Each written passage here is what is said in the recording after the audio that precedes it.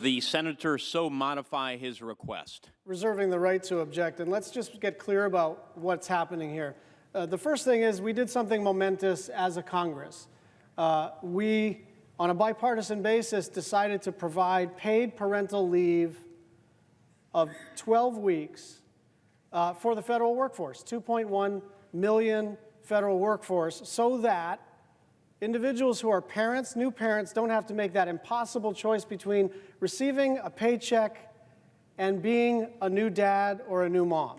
Now, this is catching us up with the rest of the world. The rest of the industrialized world understands that this isn't just a humane thing to do for families.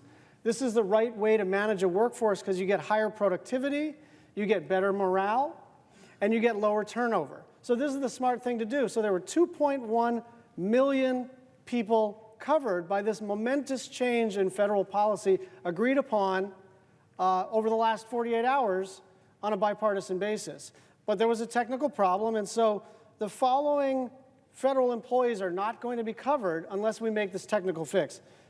Employees of the D.C. courts, public defenders, presidential appointees, FAA and TSA employees, and Article I judges. Everybody else is going to get 12 weeks of paid parental leave except for these people. And we could solve that today, and that's what my unanimous consent request is all about.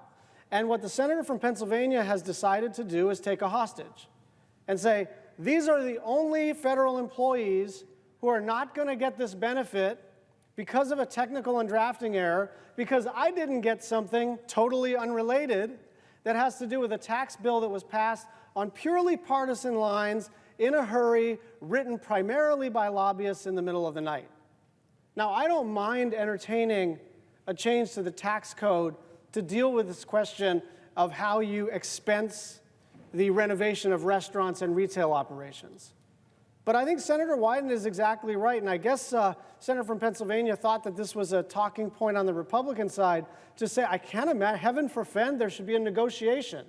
Heaven forfend, that's something that is important to the Republicans that is as a result of their screw-up and would cost tens of billions of dollars would not be given away for free.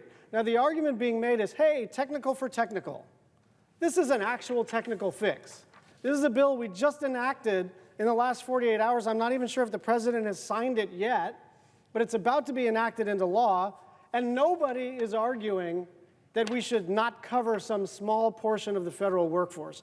Nobody's arguing that that was the legislative intent. Nobody's arguing that that's public policy. What the senator from Pennsylvania is saying is, if I don't get my thing, then these people don't get the help that they deserve. These people, by happenstance of a drafting error, don't get paid parental leave. Now, this has human consequences. And so I object to the senator's modification of my unanimous consent request, and I am deeply disappointed that we can't fix this simple thing. I'm happy to work with the senator from Pennsylvania on a quick fix. I think we will get there at some point next year, but this has to be part of a broader bipartisan deal, and he knows that. This is going to cost tens of billions of dollars, and nobody gives away tens of billions of dollars for nothing. Everything of that magnitude has to be negotiated on a bipartisan, bicameral basis. And that's not what he's trying to do. He's trying to say, because we made a technical error that is monumentally wrong and as a result of a flawed process, then why don't we trade technical fixes? This is a relatively small technical fix, and he wants to trade it for a massive technical fix that is now 2 years old. The other thing I would say is this may be small in the context of how we operate in the United States Senate. It's not small if you work for the FAA and you're a new dad. It's not small if you're an Article I judge and you're a new mom. It's not small for these people who deserve paid parental leave like every other federal employee will get soon.